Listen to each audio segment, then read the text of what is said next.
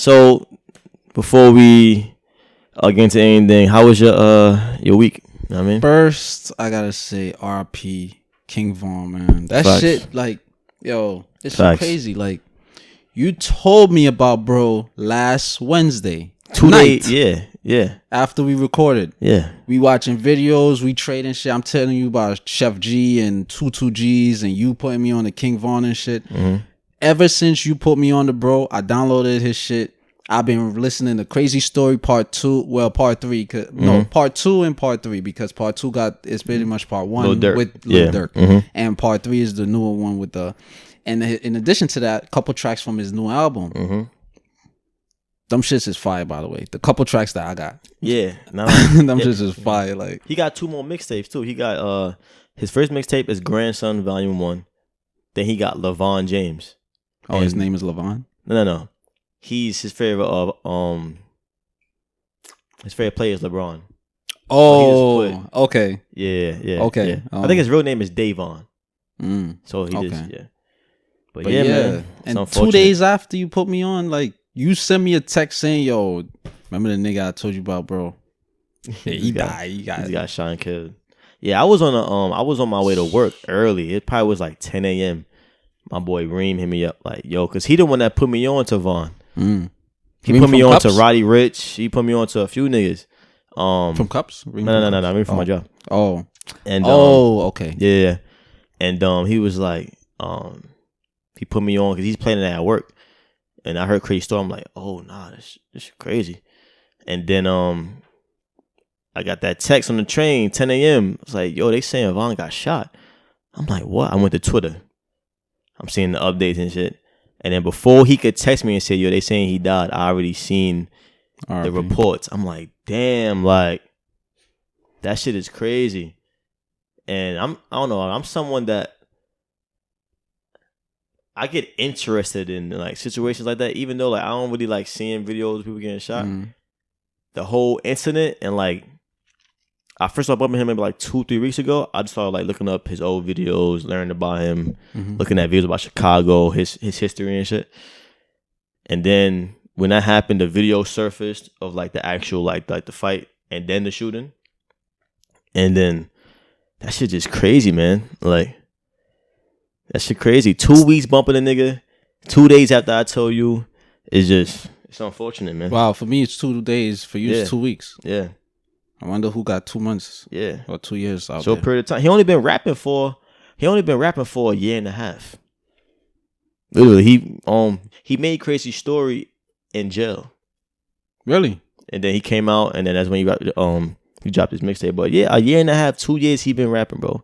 Like before that, he been in the streets, doing his thing. He beat 2 cases. And what shit. was the case? What was the reasoning, to your knowledge, behind this whole altercation? All right, so there's a good interview of his manager on DJ Academics channel, and he basically just put certain pieces together that a lot of people, I mean me, I already kind of like already knew, I guess, but it's allegedly, I just say alleged. It's a rapper named Quando Rondo. He's from Atlanta. He lives in Atlanta. And Corando Rondo? Nah. It's Kawando. Sorry to Q. Kawando Rondo. Kawando. Yeah. And I think him and Vaughn must have had words. I don't know where it went wrong, because it's a video that surfaced of them like joking around with each other and like being cool and shit. So something must have went wrong with them, where I guess Vaughn was on some like, whenever I see this nigga, I'm gonna beat his ass type shit. So we didn't see the initial video when we first saw the shooting. We just saw one angle of him like being Rondo up, and then the guy came around the truck. It was a white truck on the side of him. Rondo's man came behind the truck and he shot Vaughn like 3 or 4 times. But now the video released now where it shows or the moments before that. This shit, the manager literally said in the interview, he said, yo, we didn't know what was going on. This shit happened within a 5 to 7 second span. And that shit was facts. From the moment that Vaughn, all right, so I'll just do a little like overview. So my bad. he had a album release party. He just released an album this week. Yeah. You know what I mean? That's what's super unfortunate. Like it's like me, when I heard about him getting killed, I'm like, and I learned his history and shit. He been rapping for maybe like 2 years, right? Before this, he beat 2 murder cases. He was in the streets heavy. He's known as a nigga who he say what he say and he do what he do. You know what I mean? Yeah. Like allegedly, right? So I mean, he passed away now, but still allegedly. Right. So, and he in Chicago. They got beef with niggas a couple blocks from them. You know, 63rd and all that. 1 block away and all that stuff. So it's like he survived all those years. He died 26. He survived all those years. Beat 2 murder cases. I'm pretty sure he been in shootouts at some point in his life. Yeah. Beat all of that, right? Only to drop his album. He been gaining success in the last couple years, going on interviews and shit like that. Start making money, made his first $1 million. I got you. You know what I mean? And then to die in another state on some like shit that happened in 7 seconds. It's kind of like, damn, like you would look at his life and think, oh, he made it out of Chicago.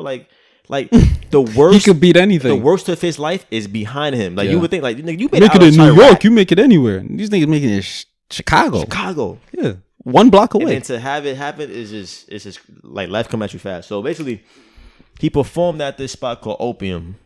Mm-hmm. It was his boy's birthday. He released the album, so they were celebrating, right? Usually, his manager said, usually after the spots, you go back to the hotel and just relax. That's the routine. You know what I'm saying? But this time, he said for some reason this night, Von was on. He said Von is usually super collected because he a street nigga, so he was checking his P's and Q's. He checking the corners. He's super calculated. He don't make no irrational moves unless it's calculated. You know what I mean?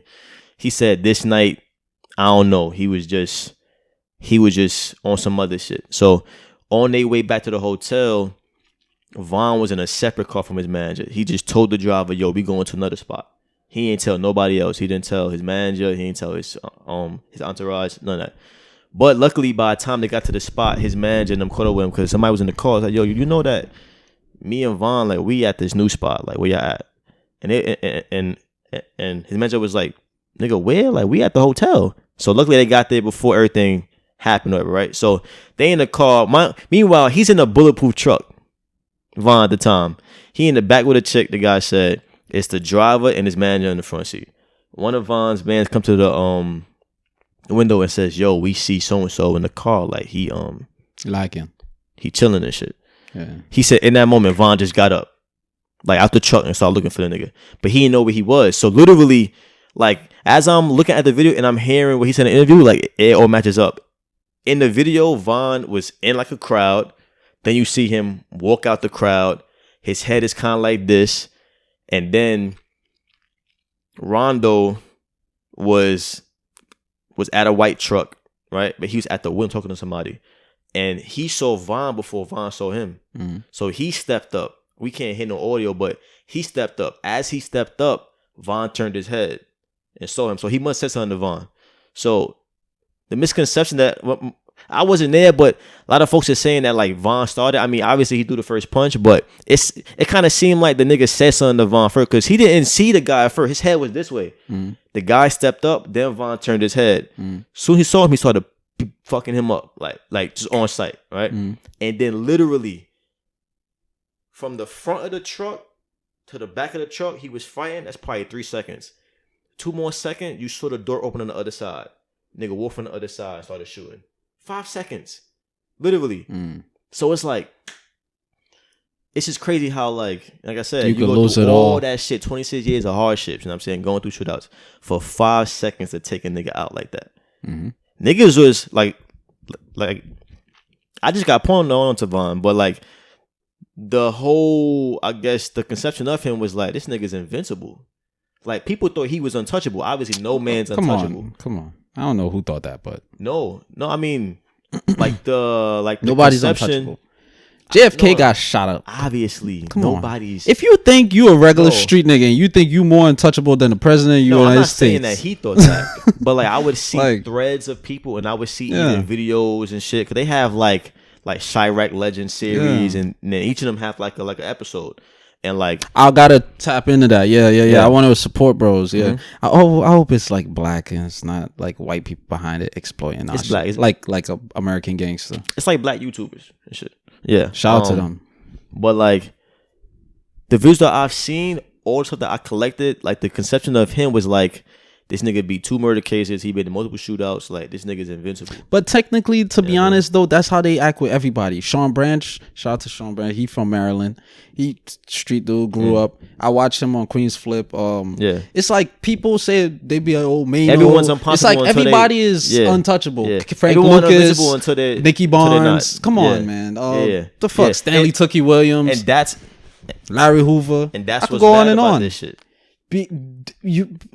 That's what's bad. Why? It's because we not dissecting this shit. Who is putting these terms out? I'm pretty sure it's white media. So now when a black person, I don't think so. Nah, I'm pretty sure, because when you listen to for example, Sean Branch, for example, when he beat 9 murder cases, he said the media put that name Teflon Sean on me, not me. I wasn't walking around Maryland talking about, yeah, I'm Teflon this or whatever. 9 times out of 10 is the media that slaps these things on. I'm gonna tell you to put you. Let me finish and then you say whatever. To put you in a Al Pacino, Scarface like basically holding the criminal in high reverence, right?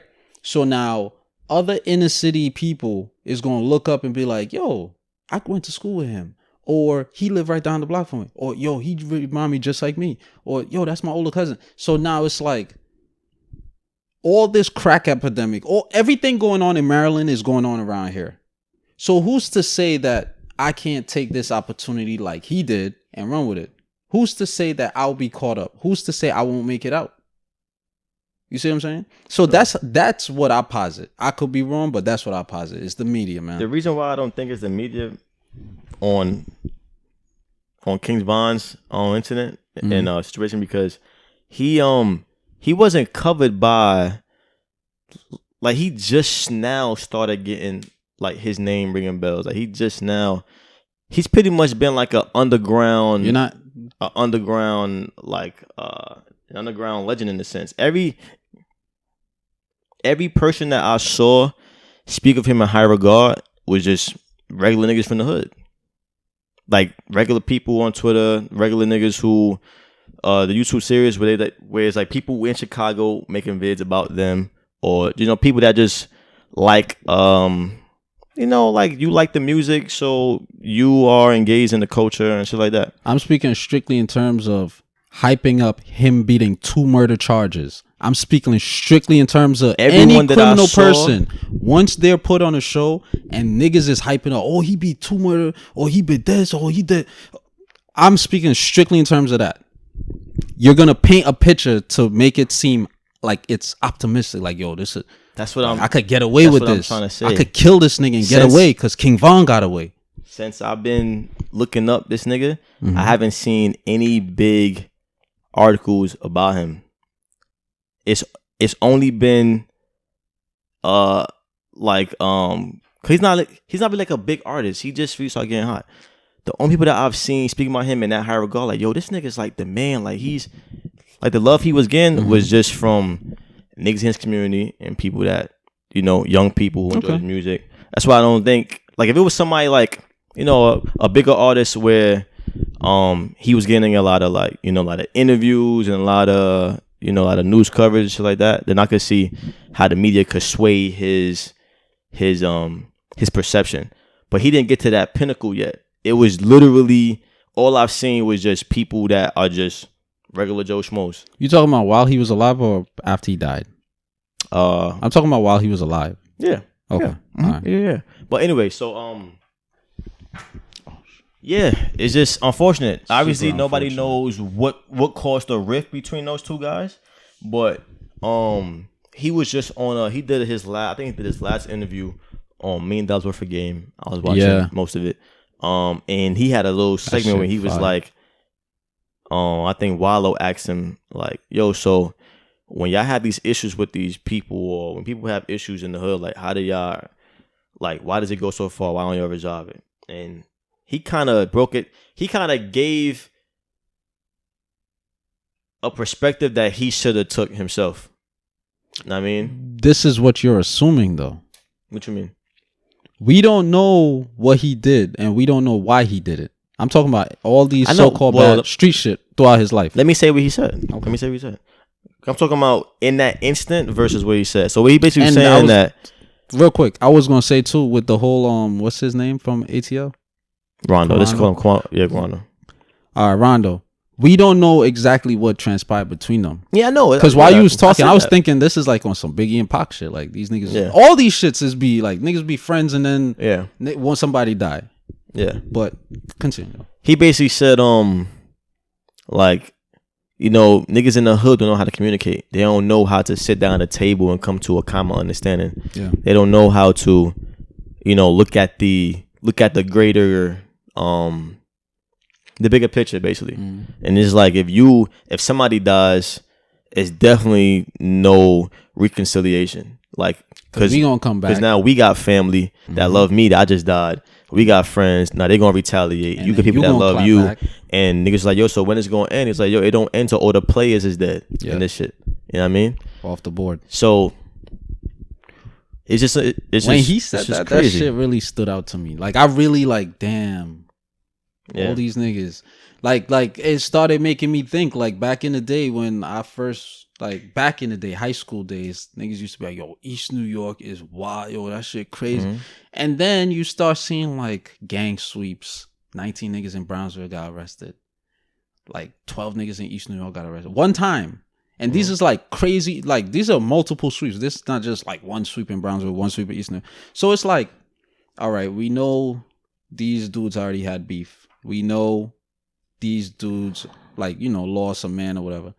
But now on top of both of these things, the cops just came in and sweeped everybody on some gang injunction type shit. Like, niggas just took a picture with the gang. Like, niggas just, like, playfully pieced the nigga in the gang. Like, oh, you were part of the gang. And they asked you affiliated. Yeah, so you going to jail. 28 years.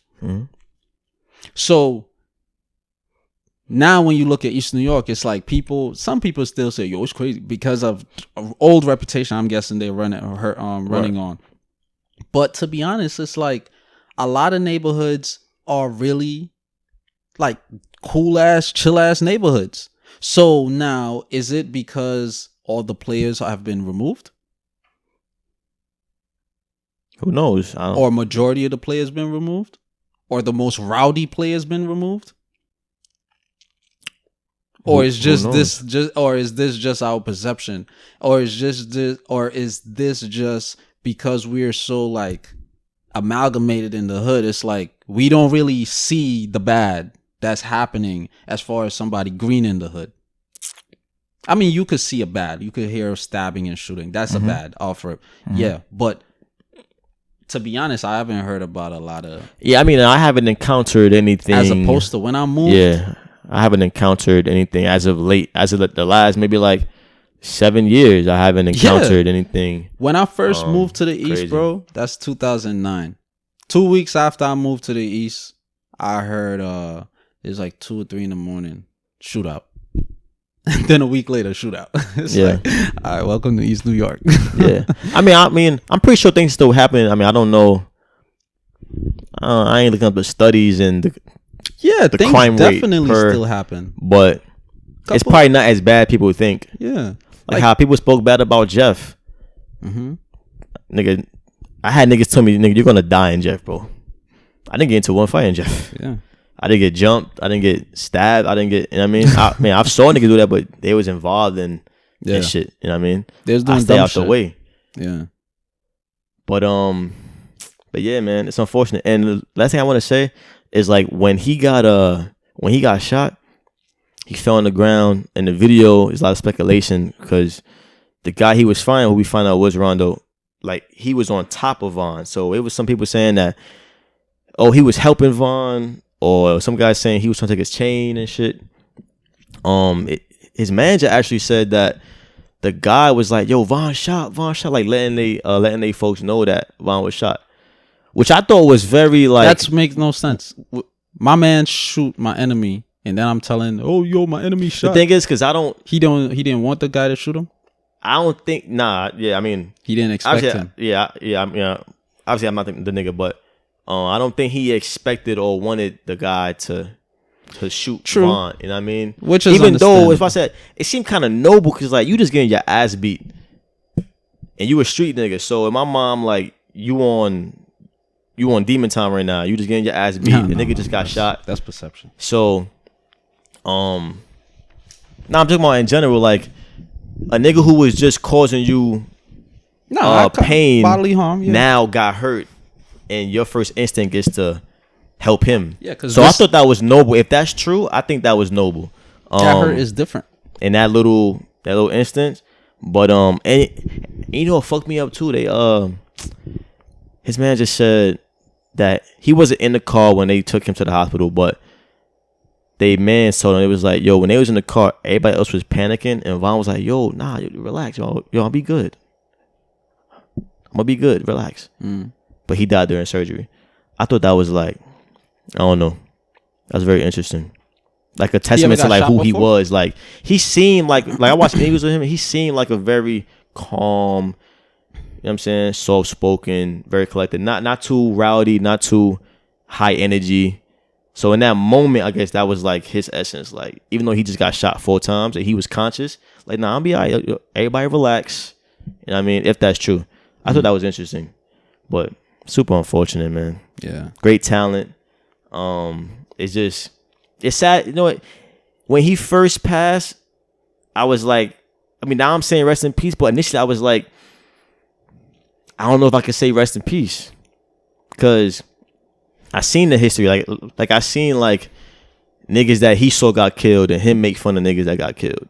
You know what I mean? And him saying we smoking on that duck pack. You know what I mean? So it's like it's kind of like even you live by the gun, you die by the gun. You know what I'm saying? When people were making fun of him dying, I was kind of like, he made fun of niggas dying. So it's kind of like shit goes around. But still, rest in peace, man. It's just sad that my whole thing is this with people, with life. When people die or whatever, my whole thing is this. It's like, regardless if somebody died natural causes at 90, died from a stroke at 50, or died by violence at 18.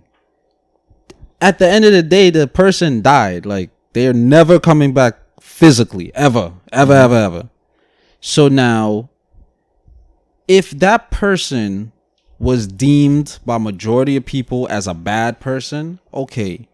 But for some reason, that person was good to you, and you remember the good, I don't see you're being true to you by saying, rest in peace. Yeah. You see what I'm saying? People worry too much about other niggas' perception, bro. Like, that's the world we live in. Like, everybody want to be down. Like, oh, niggas writing RP, I'm pretty sure, and they never heard a King Von track. Right. They probably thought he was in ATL. He's from ATL. Which is fine, you know what I'm saying? Which is fine, but it's less genuine. My whole point is pointing out which one is genuine, which one is not. But at the end of the day, if this person made a positive impact on your life, or they just was, you fucked with them, I don't see a problem with somebody writing RIP. Yeah. At all. Like, that's you. Yeah. Nah, I don't see no problem either. It's just initially, since I knew that, I mean, in my eyes, from what I've collected, and it may not be true, but for things that I've heard about King Von. But like I said, perception is not reality. Yeah. We don't know these people's lives. We don't. You could have caught 3 bodies. You could have beat 3 cases. Fuck it. Catch 5 bodies. Beat 5 cases. How you know niggas ain't fucking caught my little sister, my little cousin, and tried to rape her, and then I had to go out and do what I had to do? People just run off of statistics and the way this statistics was relayed. That's all they run off of. Sure. It's like them in the song. It's like, I forgot the name of the track, but he's like, yo, we don't give a fuck what your name is. We go off bodies. Like, we don't care about your rep. We go off bodies. How many bodies you got? Day in that life. But yeah, man. Super unfortunate, man. R.P. Vaughn. R.P. King Vaughn. My condolences to his family. I'ma His 2 stay kids. bumping his shit. Niggas just gotta do better, man. You know what I mean, get to a table and just try to. It's a far-fetched idea. I'm gonna say this too. I thought about this. I find it now. People gonna be like, "Oh, every dollar go reaching on a limb," but I find it very funny that up and coming rappers, Pop Smoke, up and coming. He ain't even like really pop yet. No pun intended. Killing Cali, King Vaughn, up and coming. He ain't really pop yet. Buzz is killing ATL. Rappers from down south, out like podcasts I'm bumping, people I'm acquainted with, like they'll be like, "Yo, RP to this young cat," like, bro, God, this shit is happening. Like, there's something going on. There's something going on. This is not coincidence. First of all, I subscribe to there's no such thing as coincidence.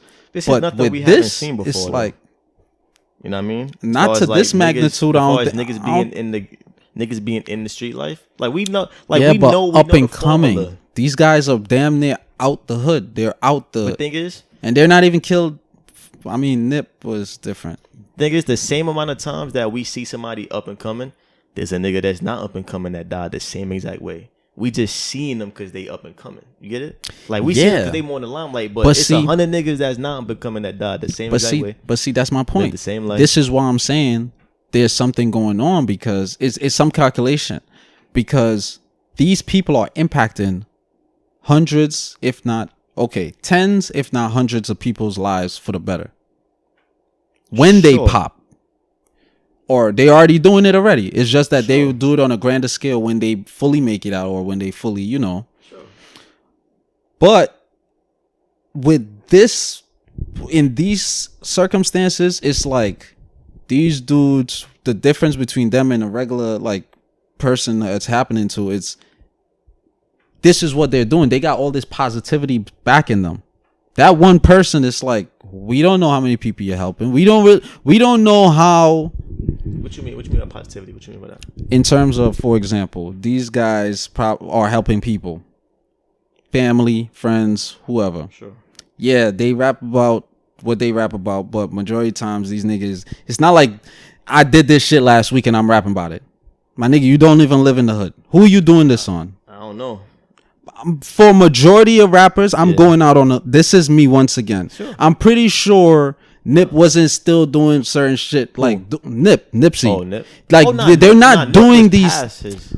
I'm talking about all rappers. I'm not. Yeah, you did these things, but you did it before you're living the life you're living now. It's not taking anything away from you from what you did. It's not discrediting what you did.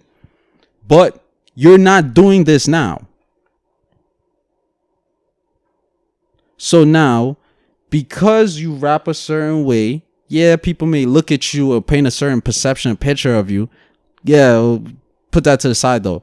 We're looking at all the positive you're doing. This shit happened to 10 rappers who's helping 100 people. That's 1,000 people that was looking up to just 10 people, 10 figures. Sure. It's different, bro. The calculate is just different. Like, I'm not. You think it's a plan to get these guys killed? Yes. I don't think so. Yes. Well, not these guys. I think some would make an argument that not those it's in particular. Better for the folks that you think are planning it. I think it's better to keep these niggas alive because they're not rapping about anything positive. Yeah, but some make the argument that's my point. I mean, yeah, they're helping these individuals in their neighborhoods, but some could make the argument that why wouldn't they want these guys alive, rapping about killing each other? Why wouldn't they want that ingraining in the youth? You know, that's a bigger plan. Why wouldn't they? Yeah, because your action is proven different. You ain't out here buying a bunch of guns and putting it back in the hood. I mean, we could use Von as an example. He just beat 2 murder cases. He was on a pending murder case right now. Okay, so he was still active to an extent. Well, not to put that man down. I'm just saying facts. Like, yeah, but that murder, like I said, you can be on a pending murder case from 2015. You're a different person now. That's my point. Sure. I'm not looking at people. A lot of people, they think in a moment. Like, bro, I'm just saying that shit don't make sense. All right. That's how I'm leaving it.